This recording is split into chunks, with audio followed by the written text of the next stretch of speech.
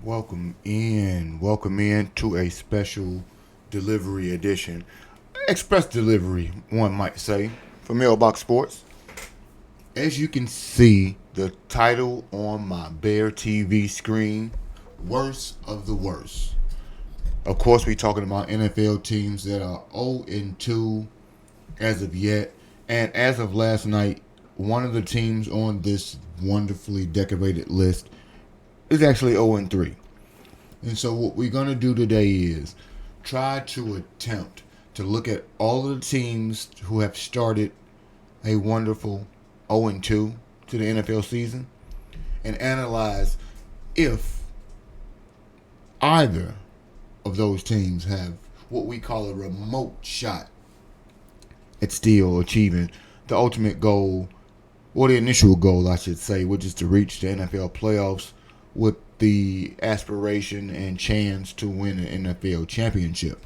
With that being said, I have put together a list of 9 teams that are 0-2. We will rank those teams in order of what I would classify as not having a chance in hell to come back from their 0-2 deficit, or those teams that, while pickings may be slim, you're saying there's a chance. And I believe it is. So without further delay, we will go through the teams. We will look at the reasons, if any, that we believe those teams could go ahead, fight back from the 0-2 hole, and make the playoffs. So let's go ahead and get into it. Get you a little bit of backstory to what's going on here. And we shall go now. If we pull right on into this, we can understand that the first team we will talk about is on this list. But last season, 3 of the 9 teams that started 0-2 turned things around to make the playoffs.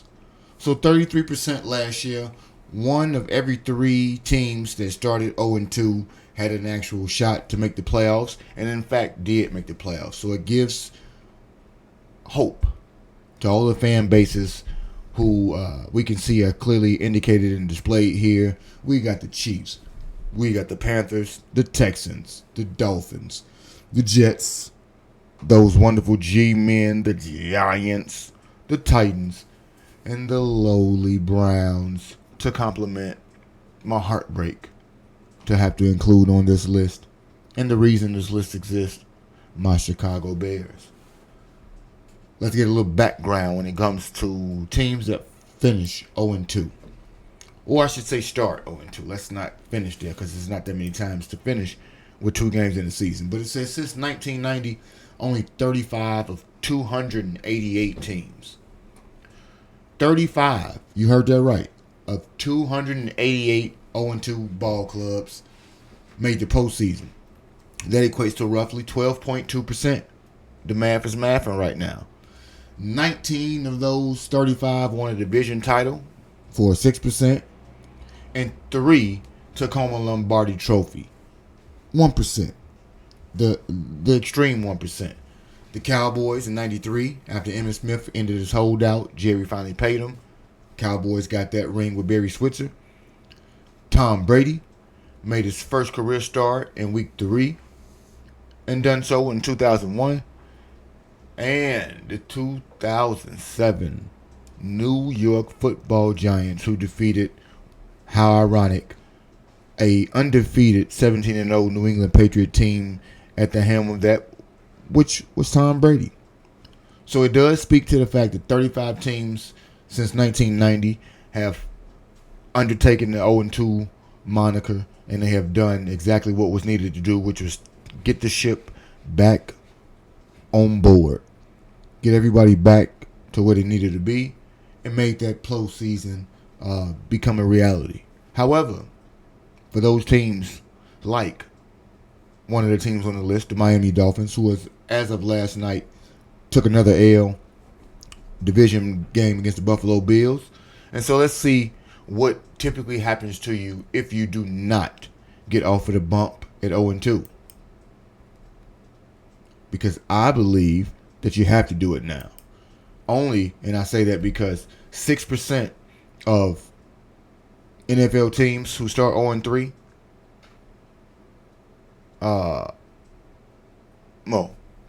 give it back. I gave you 6% for division winners.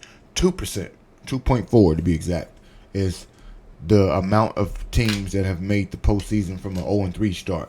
With that being said, we start with the team number 9 on my list, meaning 9, I think you have the least amount of hope when it comes to achieving playoff status in the 2025-26 NFL season. The Cleveland Browns. Yes, everyone, I might have a bit of a hate. A little bit of a stick it to him to the fans of Cleveland, where I reside. I am a transplant. But the reasons why Cleveland might be able to turn it around after 0-2 and make the playoffs, simply put, they can't. They can't. Let's stop fooling anybody. They cannot. Joe Flacco is the quarterback now. That is the transition quarterback. Joe will transition likely into Dylan Gabriel and or some combination of Shedeur Sanders.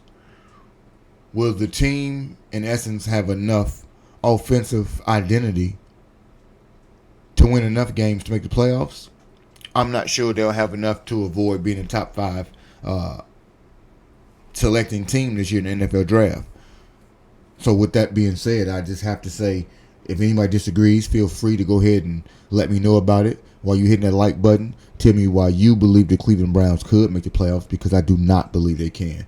So we move to team 8. Let's see what their chances stack up to be. Number 8, I believe to be the Miami Dolphins. Now, when you come to the ultimate way of making mistakes, and you see how those mistakes can snowball, I'm hoping that my mistakes don't snowball, and we can see that this clearly says why they can turn it around. They can't. The coach, in my estimation, is on the hot seat, and we did a video about that early in the year. Check out Coaches on the Hot Seat if you want to weigh in on those particular coaches. But this particular coach, Mike McDaniel, I believe has firmly lost his grip on his NFL team, the Miami Dolphins. They are, as of last night, after a loss, 0-3, and they fit into that 2.4% chance of teams making the playoffs, being in the AFC East with the Buffalo Bills. I do not believe that it is feasible at all for the lowly Dolphins to get over the snide of being the worst of the worst, and I do believe that will allow them to not make the playoffs. Let's tap in right here when we talk about number 7 on my list, the Panthers of Carolina. Those Carolina Panthers who have picked in the top 5 quite often, except when they lost said draft pick to the Bears. Shout out to Caleb Williams. Why they can't turn it around, while I do have a different outlook in terms of the talent level that I think Carolina has this year, I believe that they are too far back in the talent that they have compared to those in the division and the conference. I.e., Atlanta is rounding into form to be a team that may be a surprise or on the rise.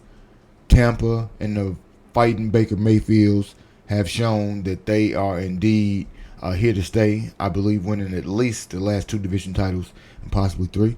And I don't believe that the combination of Ted McMillan, Bryce Young, and the mishmash of players they have on defense will be enough for them to erase the 0-2 hole that I believe they started in. They lost to the Bucks, I would like to say, or they lost to Jacksonville. Who knows? I know they're 0-2. You're one of those that is in the division.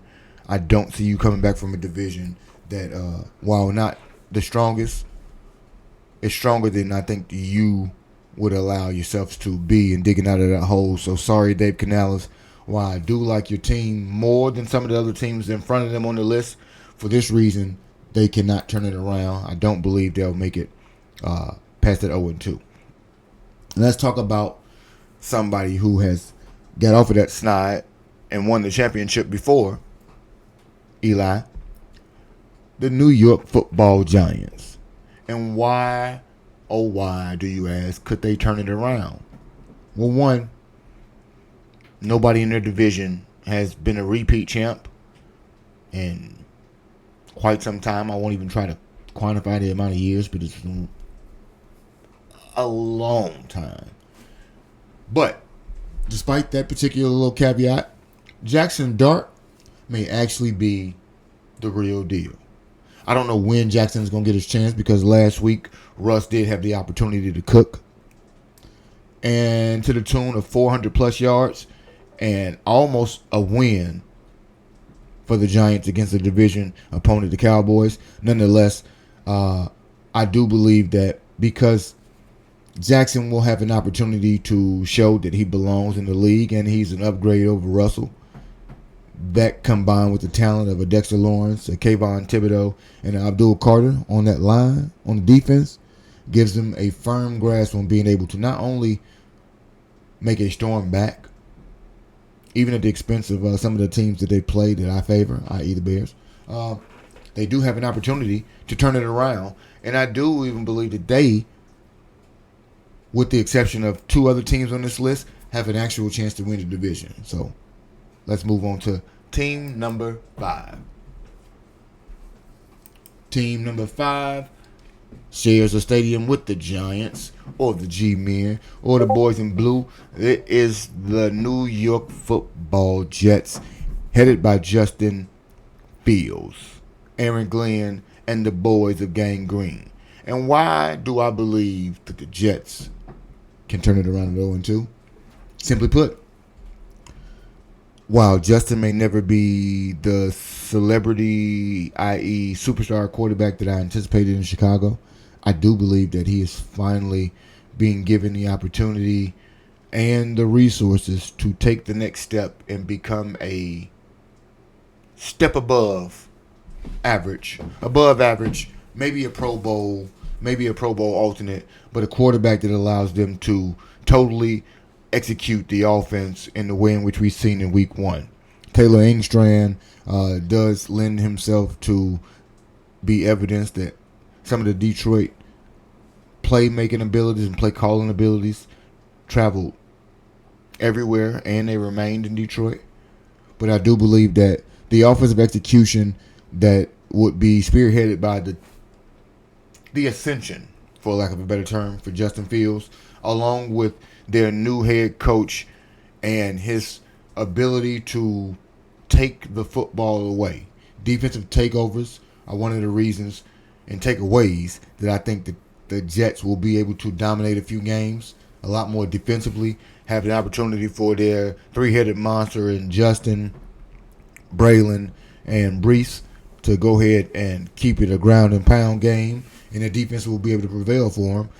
Maybe it's a wild card because I do know you will not be a division winning team with the Bills in your division, but I do think you have an opportunity for a wild card along with another team in the AFC West because 2 of those teams at minimum will be there.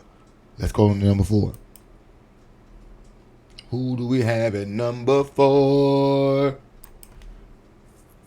I bet you people wouldn't want me to tell you why I have them here, and I bet you people would not believe that I have the Tennessee Titans as the number 4 team on my list of teams that can actually bounce back and make the playoffs.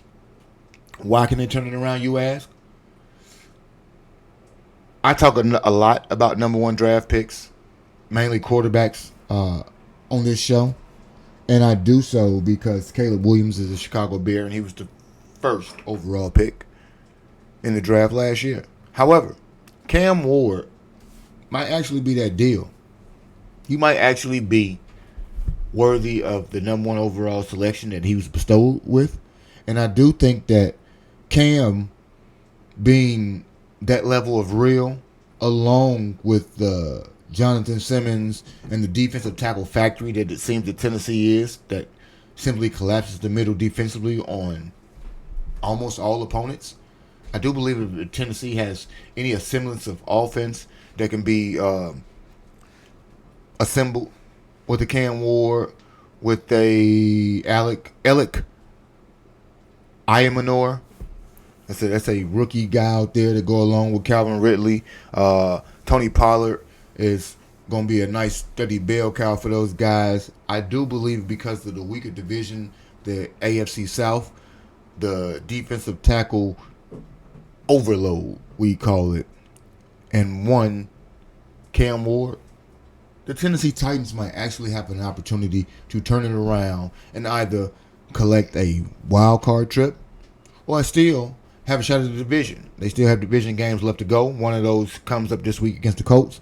Let's see what you do against the Colts, or if Danny Dimes continues to be on a resurgence himself. If that happens, Tennessee lands at 0-3, and obviously this is not as true as I believe it to be right now. Let's go ahead and find out who the number 3 team is when it comes to 0-2 teams. Let's find out. Boom! Yes, if you don't know, my favorite number is 3. And while it pains me not to make them number 1, I know full well that the Chicago Bears are not the top 0-2 team of all, meaning the best of the worst. But they're not far from it, and I can tell you why they can turn it around. Simply put, Ben Johnson, and Ben we trust. Ben has been tasked with an insurmountable amount of expectation. But I do believe that the offense have made progressive strides in the last couple of weeks, even at the expense of not being noticed based on other tangible factors, including some of their own lack of ability to perform. But I do believe that Ben Johnson is directly tied to and will aid in Caleb Williams' development. And I believe that Caleb will ultimately reach the talent heights that we believe he could and should as last year's number 1 overall pick based on the talent level that he has inside of his body. I believe Ben will be able to get all of that out. And I do believe that those week-to-week progressions will start to form themselves in a much more visible and ready-made way that would allow us to see the total offensive cohesion that we have seen in Detroit, that would allow some defensive pressures to be relieved on my injured and battered defense. And it gives us the opportunity to go ahead and make some hay, be the team that you were expected to be, and in fact, be a wild card team, because I don't know if we are made for the division champ this year, but I do think we can make it to the playoffs. But this is number 2 team right here, Houston Texans. We got another AFC South opponent here, 0-2 still. But let me tell you why the 0-2 Texas, or the Houston Texans, still in Texas, why that Lone Star can be the lone representative for the AFC South in the playoffs. They still have division games in front of them. All of them, I believe. Their defense is absolutely a powerhouse when we talk about the front 4, the defensive secondary. I think that D'Amico Ryans has a firm understanding of how to deploy defenders. Grenard, the Will Allens of the world, and the rotation and the way in which he utilizes those guys, I think is absolutely scary. And let's couple those things with the fact that the back-to-back champs of the division are the Houston Texans. So I will not disregard the fact that they are repeat champs. And a repeat champ, even like the lowly Lions, deserves some respect. And I think that along with having this guy who was revered and hailed as one of the best to do it his rookie year, has taken a bit of a back seat to the spotlight. And people have, I don't know, soured on C.J. Stroud. But let's not forget, C.J. is still C.J., one of the upper echelon quarterbacks of the league in my estimation, and I do believe that coupled with that defense and the division that they also play in the AFC South gives the coup de grace of opportunities for them to repeat for a third time. But now we get to who I would call the number one contender to not only make the playoffs, not only win the division, but I believe this team still has a firm grip and opportunity to win the Super Bowl. So, I don't know what we got going on over here, but I believe, personally, that this team right here is going to do wonders for us. And let's see, who's that? Everybody ready for that team right there? Why can the Kansas City Chiefs turn it around? Need we say it? Patrick Mahomes. I would leave it there. I don't think we need anything else to quantify why the Kansas City Chiefs still have the opportunity and the best opportunity to not only be the best of the worst, but reclaim a title to be the best of the best. As Patrick is on a rampage, he has never started 0-2 until now, and I do not believe that Patrick has not won the division as long as he has been a starting quarterback. So Patrick and the Chiefs on the whole get the benefit of the doubt. Andy Reid has a pedigree unlike many in the league, and he has continued to pass those ways of thinking and offensive progressions, defensive know-how, and everything that it takes to encompass a team, constantly making it back to the mountaintop when everyone doubts the things in which they can do. I'm sure that everyone thinks that San Diego, or the Los Angeles Chargers, I should say, will be, in fact, the AFC West champs this year. I wouldn't go ahead and crown them just yet. But if you want to crown them, crown them. But the Chiefs, I believe, are who we think they are. And they'll let themselves up the hook.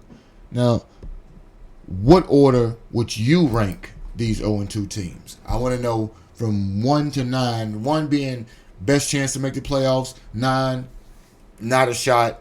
Go ahead and rest it up. If any of these teams, like the Miami Dolphins, reach 0-3 territory, I do believe that they're indeed over. And so for my own list, I would have to make the assessment and the readjustment that Cleveland now moves into the 8th spot. Miami moves into 9. We go back to the drawing board for all of these teams in week 3, and we see which of these teams can, in fact, get off the schneid, become 1-2, still have that 12% chance to make the playoffs, or what teams fall into the lowly, abysmal pit of despair with that 2.4% chance being 0-3 and rarely, nary have a chance to make the playoffs. You let me know about that. Comment below, like, share, and subscribe. Worst of the worst NFL 0-2 teams. You let me know exactly what it is that you guys think we are in store for the whole season. Let your boy know. Pick those teams. Drop your comments below. Like, share, and subscribe. Thank you for hanging out with your boy tonight as we give you express mail for worst of the worst. I am your host. We shall see you later on. We're going to get right to the Zoom out because we